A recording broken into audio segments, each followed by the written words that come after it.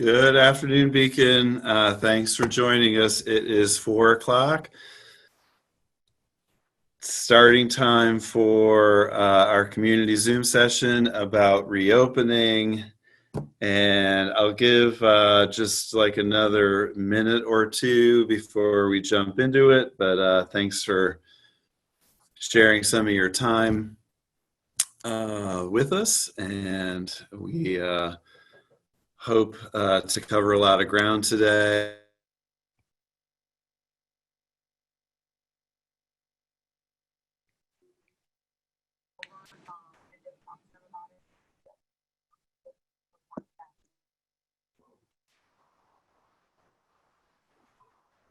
can't remember what day it was now. Was it Tuesday? Tuesday I did the first one, and so my feelings will not be hurt if you click off this one, because I don't really think I'm going to get into a lot of new stuff or any new stuff. I may ramble in a couple different directions because I am not working from a script here, but it is going to be the same presentation as it was on Tuesday for the most part. And just while we're waiting for the last few people to jump on, a little factoid of the day that will get you thinking a little bit. I saw something on the news this morning that said researchers have found over the last 3 months of people quarantining and dealing with the pandemic that ice cream sales have gone up 27% higher than normal. But sales of something else have gone down by about a similar number, by about 25, 26%. I'll let you think about what that might be for just a second.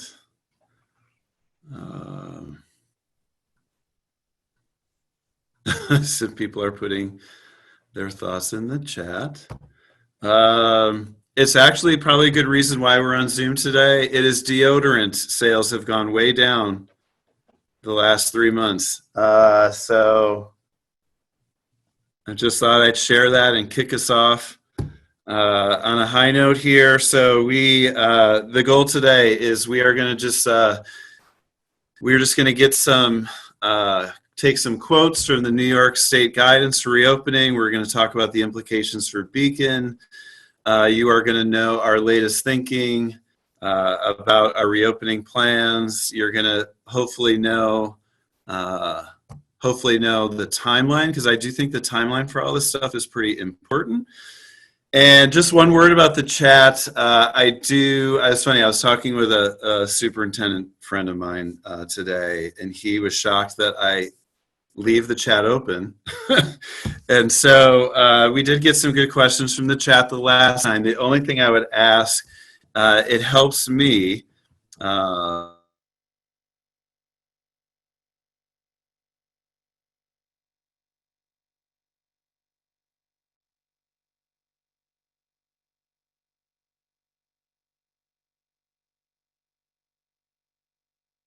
what's the old expression, walking, talking, and chewing gum at the same time. It sort of feels like that on here, so I will do my best.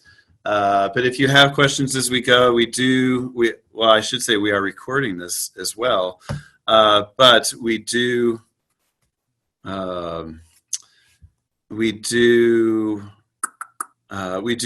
the chat and we print it out for our own use, and we take those questions and we try to help us plan.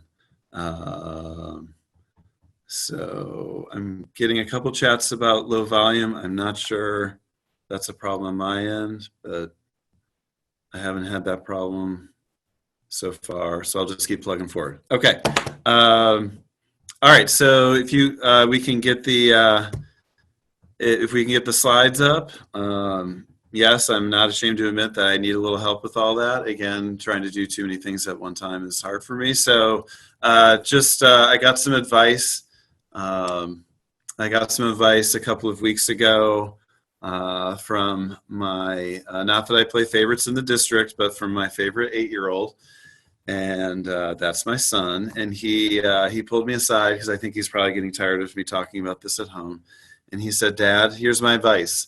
And I'm pretty much quoting this verbatim. He said, "Make multiple plans because you will need multiple plans throughout the year.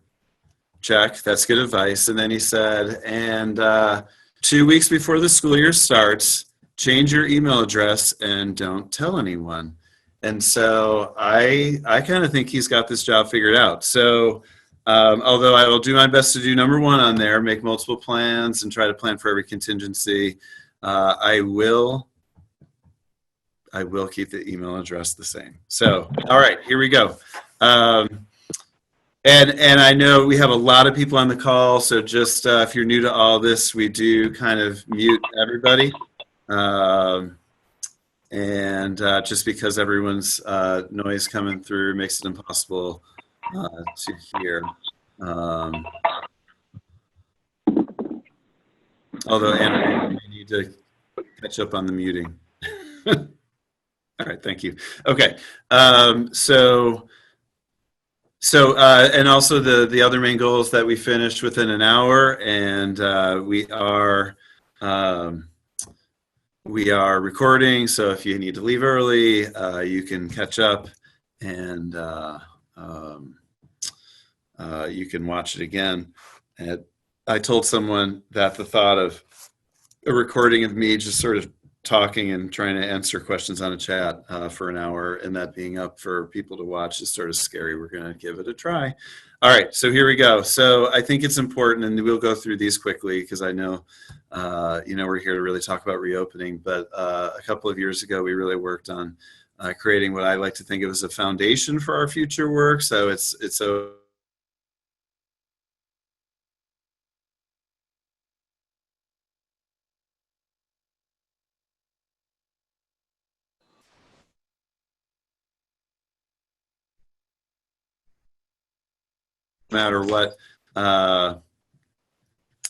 matter what model we're using. Oh, no, my audio I'm seeing is, I don't know what's going on. You're back now. Okay.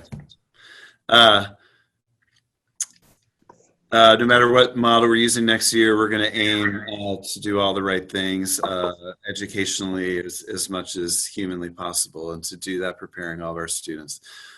So we created some belief statements a couple of years ago too, and so I'm not going to read all these slides, but I think as we prepare for next year, the one that really shines through to me is to be fostering a culture of care in the district for really all stakeholders, not just our students, but for sure staff, community members, that we're creating a safe and supportive environment for all.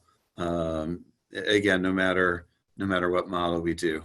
So, and then the next one, again, briefly, this is a list of skills and abilities that we want our kids to graduate from.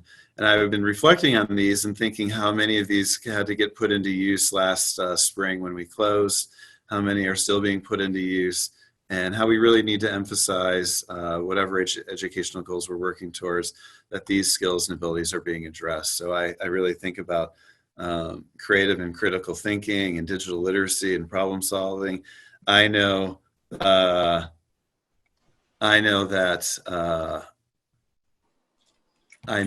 the next month we are going to be using those as much as we possibly can here in the district. And then lastly, our attributes and dispositions we want our graduates to have when they leave us, and I'm not going to read all those either.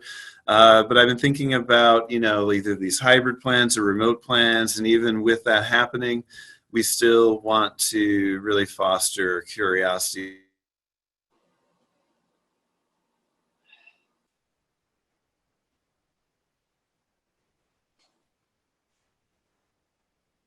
And he's gone.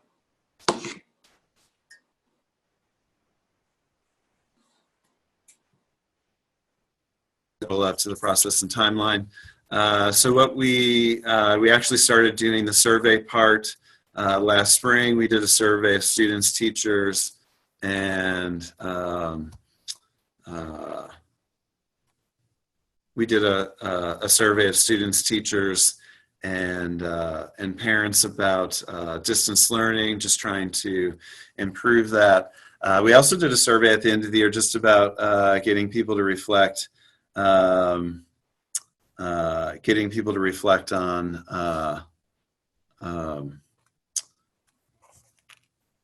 getting people to reflect on things that they're concerned about. Sorry, I just need to send one quick.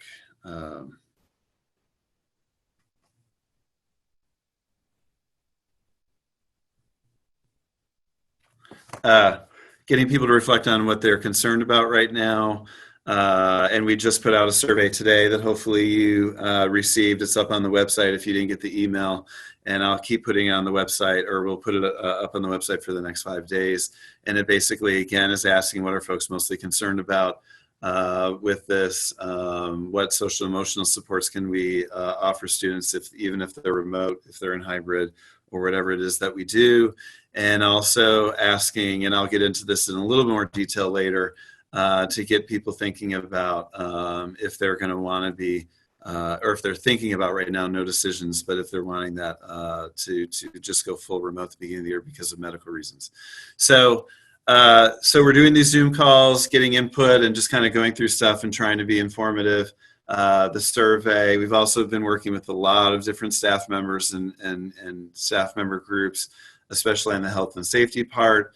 As we got the guidance just last week, I should add, from the state, we have also, there's the instructional part that we really need to be planning for. And so the month of August is going to have a large instructional focus to it in our work with teachers and administrators.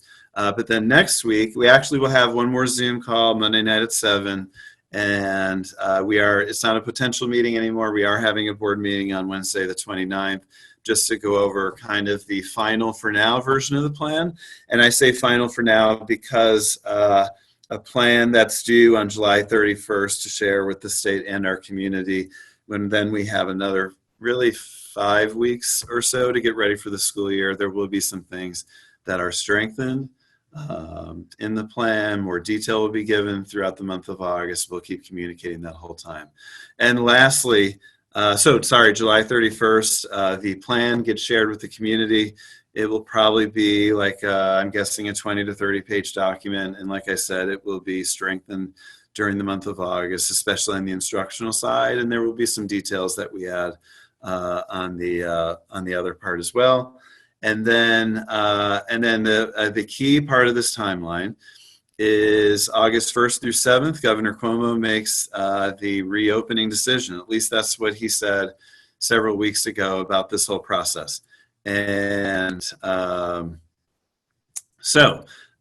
he said at least a few weeks ago, the main part of his decision will be positive test percentages, and he'll be using that either statewide or regionally to make some sort of decision.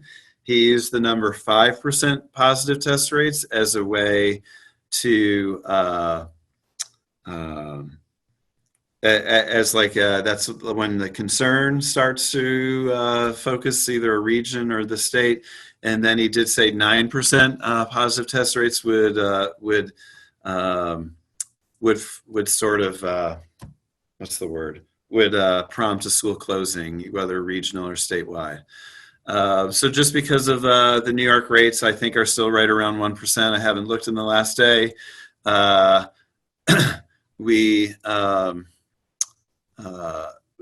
anticipating that the governor is going to say that first week of August that schools, again, this is just my opinion, he'll say that schools will reopen and for schools to utilize their reopening plans. So we're going to talk what our planning is like right now. And again, I'm just going to ask for the chat if you have like a question or something like that, to put that in the chat. It makes it easier for me to focus, and I might be able to answer it while we go. If there's something you need to email me personally about, you can do that. And we also have a survey out today that you can put your thoughts about stuff in the survey too. All right. So one of the key parts of the plan, and I'm starting here, and then we'll sort of loop back to it a few slides from now in terms of what it looks like for the district, but it is social distancing. So the New York State plan requires, the guidelines. So we received 2 guidelines, Department of Health guidelines and state ed guidelines, and they require 6 feet of social distancing in schools, classrooms, and buses. So that is probably the number one, or the greatest impact on our planning for the upcoming year. So our reaction or the implication for us is that our plan is going to be that we start the year on some sort of hybrid model. And the hybrid model basically means that you're reducing the number of students in a classroom and a school probably by about 50%. So our plan right now is that kids would be going to school 2 to 3 days a week, and they'd be working remotely the other 2 to 3 days. We'd come up with it. I'll get into this a little bit more in depth a little bit later, but we'd come up with a schedule that would be consistent K through 12, so siblings would have the same days on or off. I should say just right off the bat that I completely understand that this causes issues with childcare and all kinds of problems. I get that, but we do feel it's important just from the absolute start to make sure that we're doing the social distancing correctly. So I will get into the hybrid schedule and all the implications a little bit later. And I will also say this, I think August is going to be a month where we're going to be able to get into the instructional part even more in depth. So I'm envisioning some more of these community Zooms in August when we get into the instructional part. And because we've really just begun. We've started planning many weeks ago, but like some of the level of detail is really going to be coming in August from us. So again, it's important to note that the social distancing is also required on buses, so that severely reduces the number of students we can have on a bus, and but also our classrooms. And as many of you know, we have a little bit of extra room in some of our schools, but we are not a district we're not a district that has just a lot of empty rooms sort of lying around to sort of space out everybody in. So anyway, that is probably the number one thing in this is social distancing and its impact on the district. And I am going to get a little bit more in depth into options that parents have, and also just what hybrid looks like. But I've been trying to be really upfront about this, and just about every email I've sent the last few days is I'm a big believer in kind of trying to get people to prepare mentally for something. And so, we really feel that we have to start with the hybrid model. My sense, being on a number of Zoom calls with either regional superintendents or Dutchess superintendents, it seems like almost every other district is probably starting the year with a similar model. All right, the next kind of major factor into the year is face coverings. I didn't have time today. Today's been kind of a busy day. Actually, I don't think the slide would change, but we received a little additional guidance on face coverings last night from State Ed. Doesn't really change our view of things. So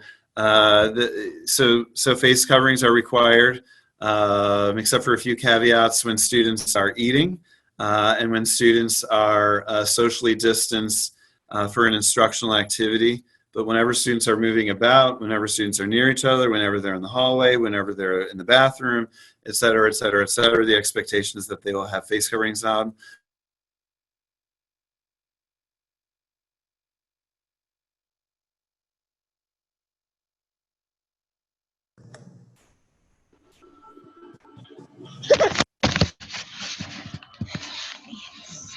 Oh shoot, I just got a warning about my internet being unstable, so hopefully that doesn't cause a problem for the Zoom. I try to do these things at work, because if I do that at home, then I'm battling my son's use of the internet. So anyway, hopefully we can get through this without an internet problem.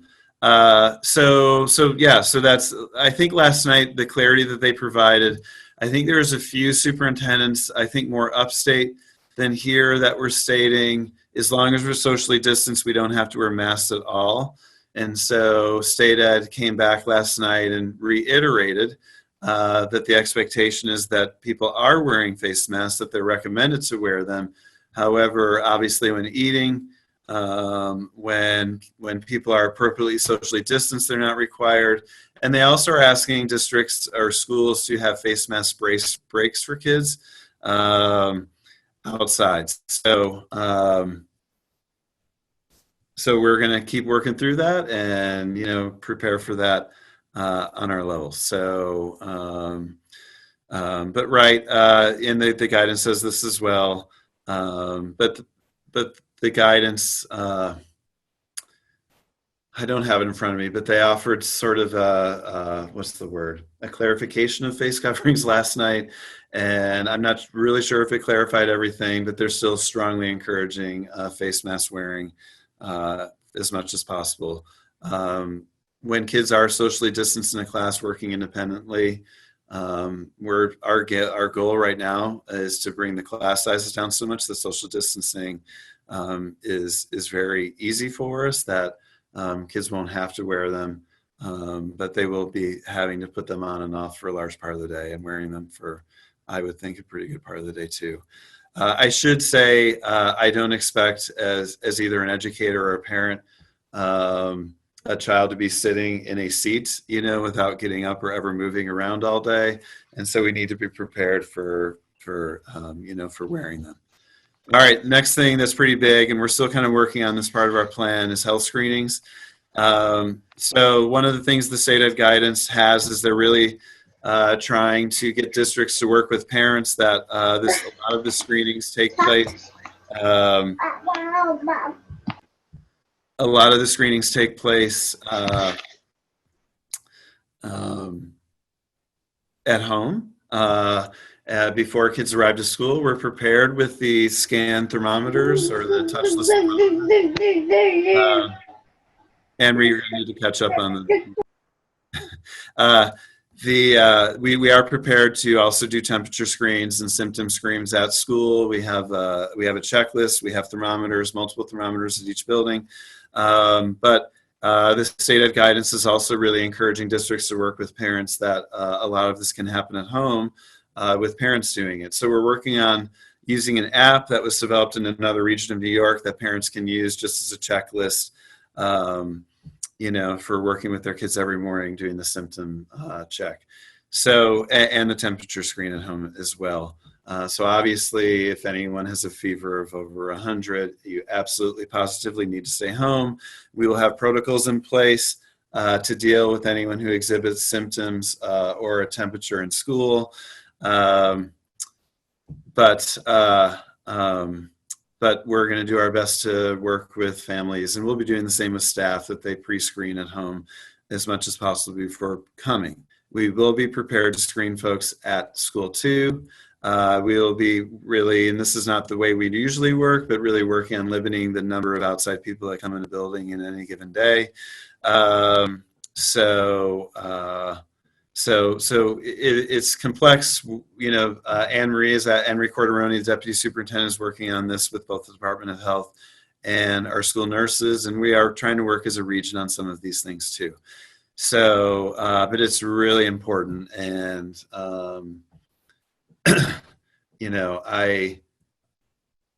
what's the right way to say it? If I share too much information today, it's because it's kind of towards the end of the day for me, and I've been in a bunch of Zooms. But I recall last winter, way before I even knew about anything called the coronavirus, I checking my son's temperature in the morning and thinking everything was okay. And of course, 2 hours into the day, they called me with a fever, and I felt like the worst parent in the world. So we are really going to, just try to remind people we're in a new world and era, and, stay home. And we'll try to work with students remotely, obviously, if they need to stay home. So I'm seeing some questions come up just about process in terms of testing. We as a school cannot require testing. There is a lot of rights to privacy, through HIPAA, for students, for staff, for really everyone around their health information. Whenever something gets slightly complex with either a student or family or staff member who's tested positive, we will work very closely with the Department of Health, and quite honestly, they will guide us in how we sort of work through all of that. And the Department of Health has been great. They basically do multiple Zoom calls with school folks every week just to make sure we're all kind of on the same page. and prepared. Excuse me. All right, just kind of the next slide is cleaning and disinfection. So anyway, we will be following what the state basically referred us to as the CDC guidance around cleaning. So we have a few strategies that we're doing for cleaning this year. We had one of them in place before we even knew about a pandemic, and we've added a couple of strategies. So one, and Anne-Marie, you might need to jump in if I get I sometimes develop mental blocks about certain.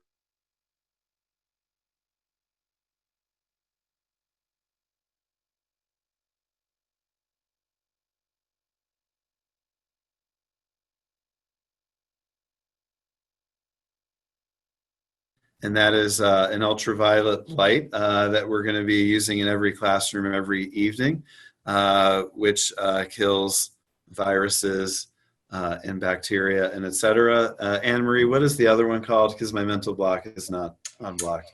It's electrostatic machine that cleans mainly the bathrooms and disinfects, and we're going to use that.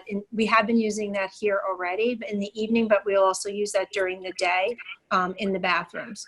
And then remind me, we also are using for surfaces, doorknobs, and desktops. What is the thing we're using for that? That's also an electrostatic type of thing that you can put on surfaces, and for 90 days it will stop the transmission of bacteria, viruses, and all. So that stays on for 90 days, and then you clean and disinfect those same areas every single night. So it'll just be double the amount of stuff we're doing. Right. Another thing we're doing with cleaning is if you're someone who pays attention to our postings, I don't expect you to, but we are trying to hire an additional daytime custodian for all of our elementary buildings. Our secondary buildings has multiple daytime custodians. And one of the key reasons for having an additional custodian during the day for our elementary schools is cleaning the bathrooms frequently throughout the day, using some of those tools that we just talked about, and also wiping down high-touch surfaces during the day as well. We're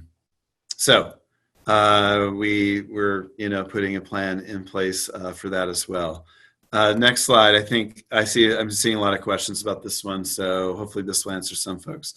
The guidance from both places, although I did a little background with both some of the associations in New York and our school attorney as well. And I guess from my understanding, the state ed department is sort of the final body I need to report to in terms of my plan. But both the Department of Health and the state ed department are asking districts to provide remote education for any student who has a health issue, which makes them vulnerable, or a family member with a health issue. The Department of Health added the language in their guidance about also people who feel uncomfortable. So let's talk about this for a second. We weren't sure what to expect. I should say part of my prepping for all this is in my spare time this summer. I feel like I read probably about 8 or 9 other state plans because New York was one of the last states to put out their state plans, and states all approached this differently. So we weren't quite sure what New York was going to say.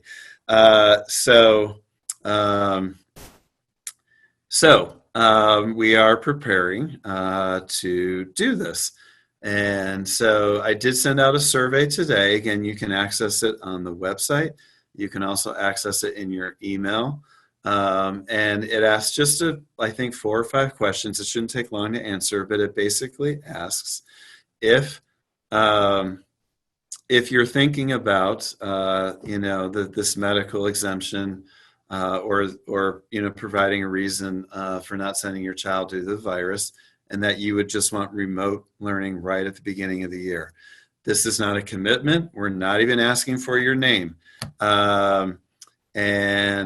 are just simply trying to get a number of how many people are thinking about this. And what's really great about the survey today is obviously high interest, and we have a large number of responses already. And so if you haven't filled it out, just fill it out. It shouldn't take too long. But it will help us plan for people who want to use this option. So back to the timeline part, and I'll end with this as well. So we're just basically trying to get a sense of how many people might want this option. And then the governor makes his decision the first week of August. I guess if he says all schools are closed, then we'll just go that route. I kind of doubt he's going to do that. Again, that's just my opinion. So after he makes his decision, we will be sending a much more formal thing out to all families, asking them basically to try to make a decision about what they want to do. And we will have a deadline on that because we will have to know. So I'm imagining this decision will need to be made by mid-August. And I'm at least thinking this now. And this is, I just want to say again, this is all new territory for us as well and for me. So some of this we're kind of trying to figure out on the fly a little bit, especially like offering this option. And and there's probably some little details that will be coming out from the state in the next few days that may help us. But we will need a decision. I'm sort of thinking that we would ask people to make at least a semester-long decision. If they want to change their mind at the semester, that would be okay. Obviously, if someone was in school and developed a health issue or what have you, we would, for sure move them to remote right away. But if people wanted to kind of go the other way, our thought right now, this is not official, it would be to stay in what they are in at least for a semester. That might change. We're still kind of working on this. So just quickly, I'll actually get more in depth about remote learning towards the end of this presentation, and then a little bit later in August, we'll get even deeper into the instructional part to help people make their decisions. But I will say this about remote learning: we learned a lot. We went into it literally on a moment's notice, it felt like, and also based on the survey. With the remote learning, students will be on more of what I call a modified schedule. We're not going to have students sitting in front of the screen for 7 hours a day, but they will have more of a modified schedule and a structure. There will be more live teaching, more teacher-student interaction, and also what we'd like to work for is more authentic learning as well, because one of the advantages to working in a remote environment is you're able to pursue, more passions and interests because you have a little more time to do that kind of stuff. So we'll be working on that really throughout the month of August, and we have been as well. We heard everyone loud and clear from the survey back. I think it was in May or June that distance learning needs to have more interaction and more structure. And the state is also, I should note, the state is requiring for us to do attendance for remote learning as well. All right, so ventilation. This is one that there's a lot of concern, and I lifted these quotes straight from the guidance, and so it just is asking us to increase fresh air. And one of the things we're doing is all of our classrooms do have a unit ventilator, and we are adding a MERV 13 filter, which is the kind of the high standard filter to have in times like this. And so that will be in all of our classrooms. And we've put that order in, and we're not expecting any delays with that. We all will have windows open as much as humanly possible. And then the other thing that we will be doing is really trying to get kids outside more. So we're looking at a couple options for this. We're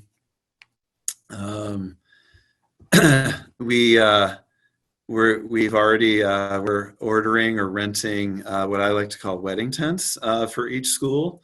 We're trying to fit at least one or two. Who knows? Maybe more. We're trying to figure this out. Maybe the appropriate term is event tents. I'm not sure, but I typically experience these at a wedding. So with no dance floor or no DJ stands, but we're going to have these wedding tents for uh, all classes to access, possibly music classes, possibly band classes. Um, um, so it's just one option we're looking at, and also trying to just create other outdoor learning spaces at our schools as well. So I don't foresee outdoor learning spaces as like the solution to all of this, but it certainly I think would provide a really great option. And also it could be, if we can socially distance students out there, it could be a really great chance to take mass breaks as well. So anyway, so we're trying to work on that too. So part of what the state is asking for us to focus on as well is social and emotional well-being. I think this is really a concern for all of us. I get concerned about this as a dad with the effect this has on my son. And so this is really of great importance. So we're working on several things. At the elementary level, we have actually another pretty large group of teachers doing responsive classroom training. I think it's happening this week. And the training now includes ways to do responsive classroom either remotely or in person. And so we'll have a pretty large number of elementary teachers trained in this model, and they're sharing all the good practices with the rest of their staff. If you don't know about it, it's a kind of a community building model for classrooms, and it can work remotely to some degree and also in person. And it really helps kids get to know each other and connect and really raise the level of care in a class. We have several of our administrators attended a trauma-based leadership conference this summer, and we're going to be sending some of our staff to trauma-based working with students. We are bringing in some of our mental health folks in the district early in August, both to develop plans to reach school for working with our staff, also to develop entry plans for our students.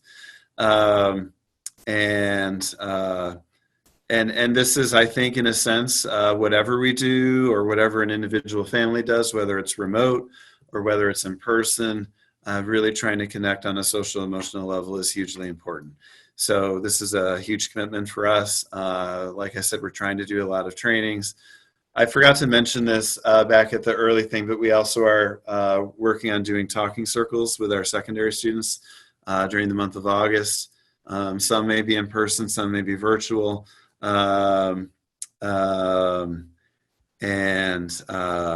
So anyway, and I'll give a shout out to Eric Wright. He's been heading that up, and we're working with Duchess Mediation. We have teachers and administrators working on that.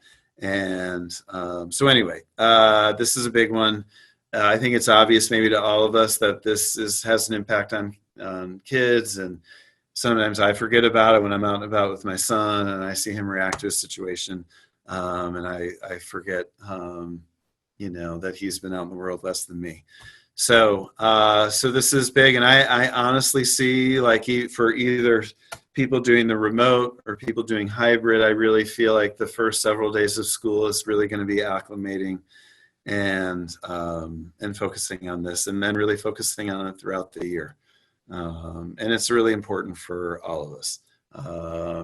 I was at a meeting. Superintendents actually met in person a few days ago in a very large room, and because it was a fairly large group, and someone in the meeting was talking about us taking care of ourselves, and it was funny. It was like it really resonated, and we all have to do that and support each other. I'm just I've been kind of keeping one eye on the chat.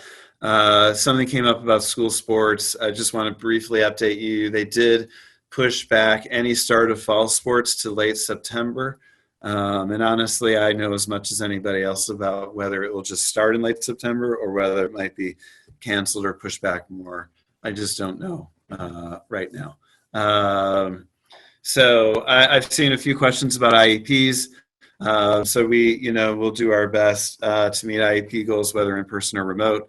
And we are, just based on the level of questions I either personally receive or on these chats, we think it would be great to do some sort of informational session for parents and students with disabilities.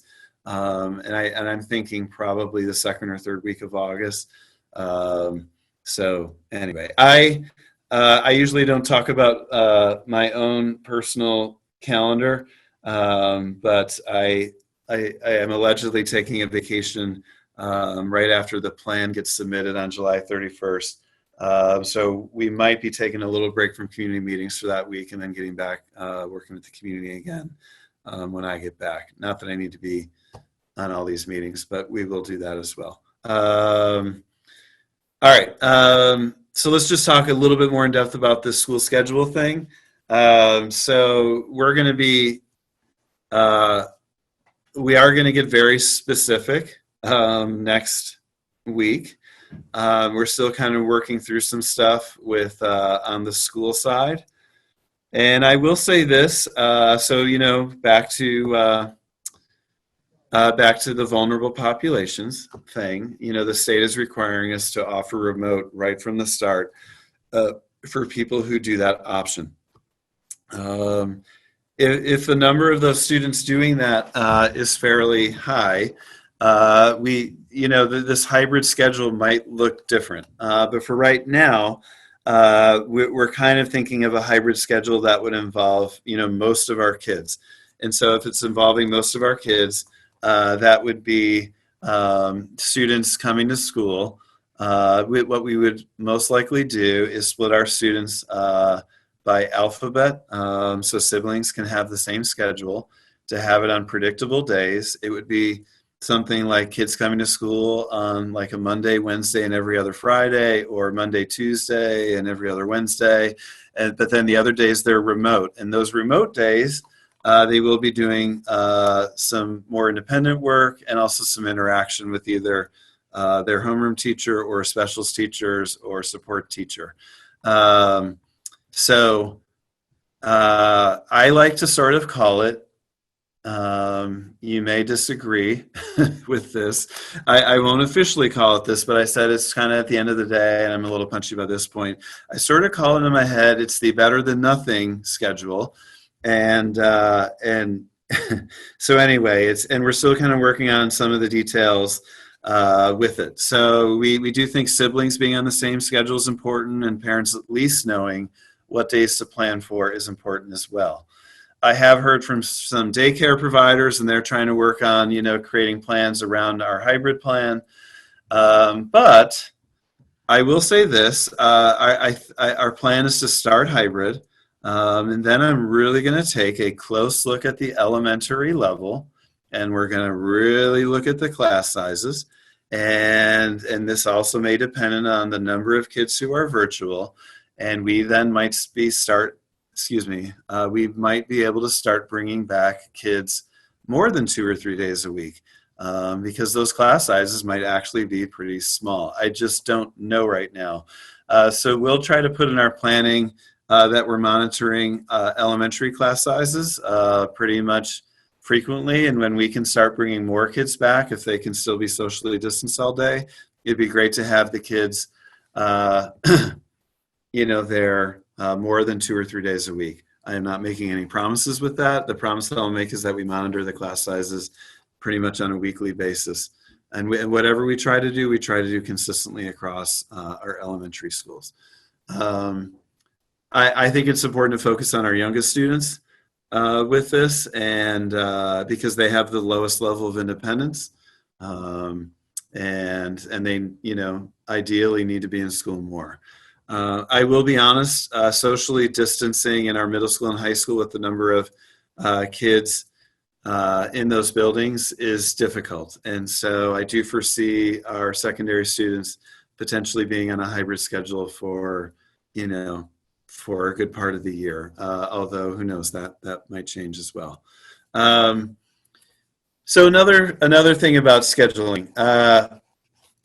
I also, this year I think is probably going to be a little bit of a roller coaster. That might be the understatement of the Zoom call today. And so there may be times, I have a feeling it's going to be much more locally based or regionally based this go around, at least at the start of the year. And so there may be times when I have to close a class because of symptoms or a positive COVID-19 diagnosis or a school.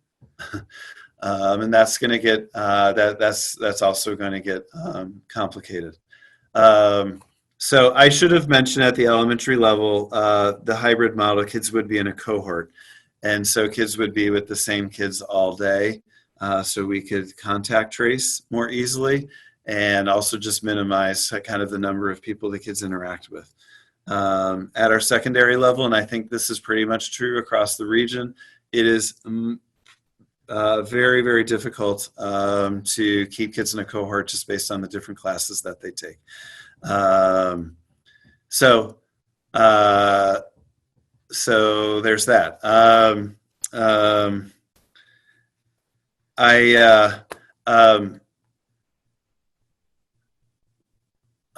Just kind of glancing at the chat, I really want the in-school experience for the hybrid model to be it's going to be challenging, but I want it to be a very child-centered experience. And so we want to make the days that the students are in school really engaging and quite honestly, as special as we can. So one of the, I guess maybe the pros of that is the class sizes will be really small. And I think with those small class sizes, we could do some cool stuff.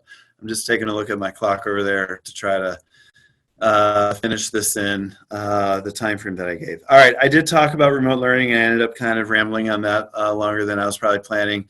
So one of the really interesting things about remote learning is based again on that state guidance about people, choosing the remote because of health vulnerabilities. We're kind of going to be starting the year, I shouldn't say with 2 school districts, because one of my goals is that we really try to stay unified during this whole process. But we obviously will be starting with some kids just going full remote and and then another group of kids in this hybrid model. And then what happens if at some point the governor declares that everyone is remote? And that is one of my questions to ponder over the next few weeks. Because do we just try to merge everyone, or there's a lot of questions there. So some questions have come up, especially I think this is more with secondary. Do we just kind of live stream some of the classes, or when teachers are doing more of like a, I don't want to say lecturing because that's not quite it, but when they're going through slides or demonstrating problems on the whiteboard or whatever, do we just live stream some of that for the kids at home and then they receive support in some other way? These are questions we are working on. And did I mention that we got the guidance just a few days ago? So that's my little joke towards the end of this, but that is something we're working on. I think at the elementary level, we very well may have some teachers who also need to work remotely, and so they may be working, with the remote students.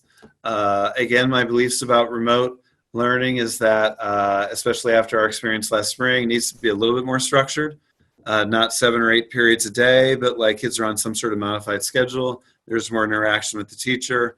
A little bit more live teaching. Of course, live teaching would need to be recorded, but more interaction, more structure. We do, based on the state guidance, have to take attendance and things like that, and also get back to some of where we want to go as a district.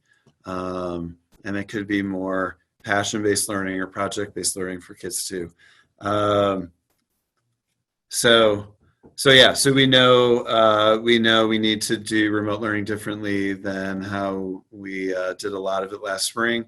But last spring we also had some really cool examples of things that people did, and we're going to build on those as well. Anyway, I'm kind of ending with some reflection questions here, and honestly, I probably have about 100, and these were just some that I put in these slides a couple of days ago. We do worry about quarantining. I mean, quarantining obviously needs to happen with this, and we will follow all Department of Health guidelines.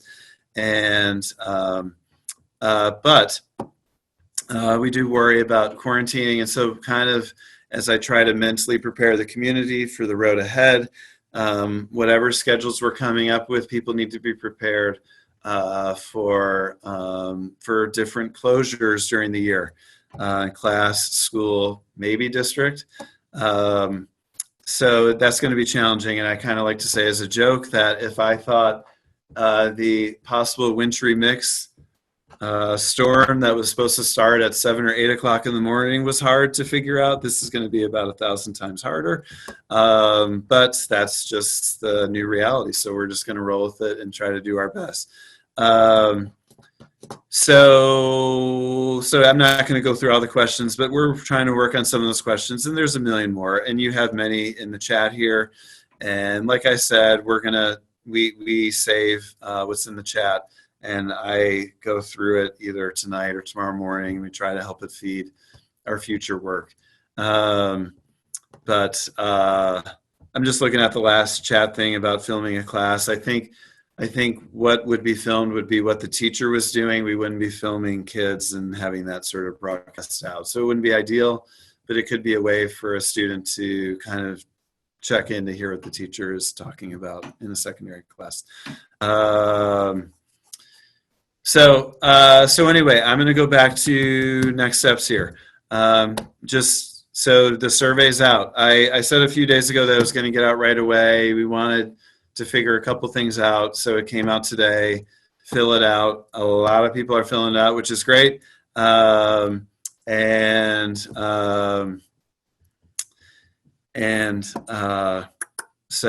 fill that out. It helps us plan. The last of these Zooms for now will be Monday, July 27th. The presentation will be much like today's.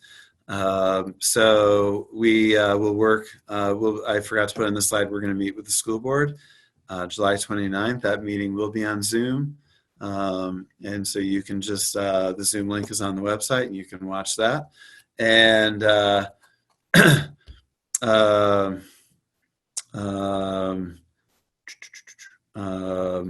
we'll post the plan on July 31st. And then I disappear for a week on vacation. I'm just sort of kidding. I probably will be checking in fairly often, but I'm going to go away for a few days.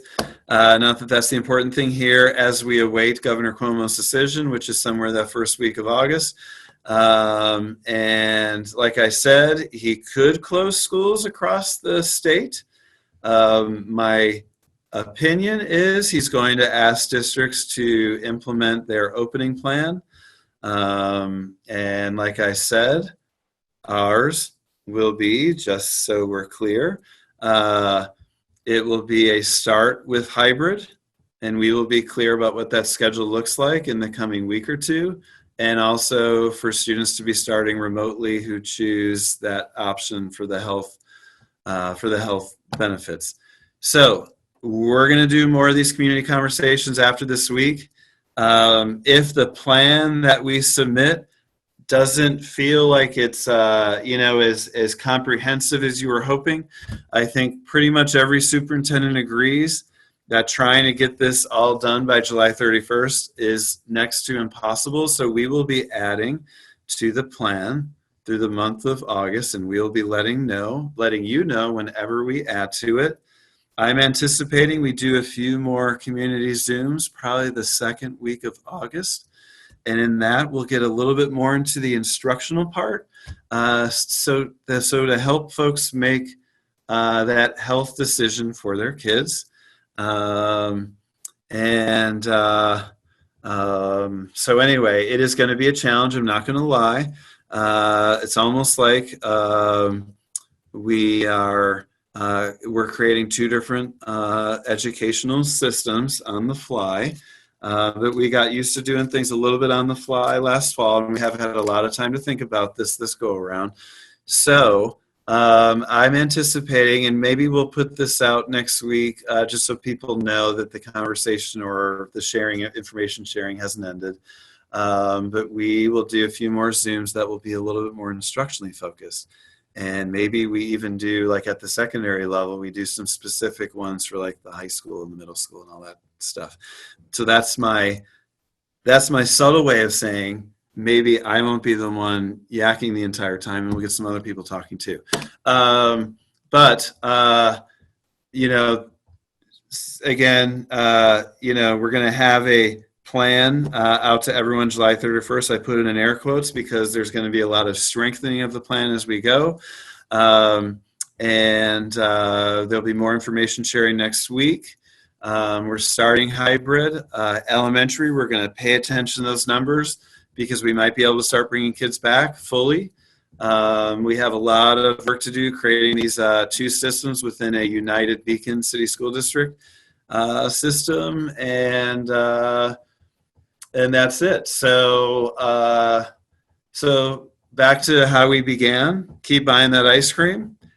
I will say on behalf as a community leader, start getting the deodorant buying back up. That would be good for everybody as we start to slowly come back together again. And we will keep working. I see there's a lot of good stuff on the chat here, so I will read everything. We will also try to just put a link on our website with everything reopening, and so you have a one-stop shop. We'll probably do that by Monday. I will put the slides up. And actually, this whole recorded thing, if you want to go through the painful process of listening to this again, will be up maybe by tomorrow or Monday. So anyway, got a lot going on. We're going to keep talking. It's great that you joined us today. We had good numbers again today. And we're going to do another one of these Monday nights. So like I said, a few more Zooms coming up in August. Focus on the instructional part, focus also on parents of students with special needs, and we're trying to put the best plan possible together. And I think in many ways it will be the most challenging year we all experience, but I think it will be a great year too. So I will end on that positive note. I firmly believe that, and I believe it is not just the work of me or teachers or administrators, but also parents and students. We're certainly all in this together. So have a good night, and I think tomorrow may be a very special day where I do not have a Zoom call all day. I don't know, so it might happen. But anyway, I will catch you guys next week. We'll keep working on the plan, and I will read the chat. So have a good night, and talk to you all very, very soon.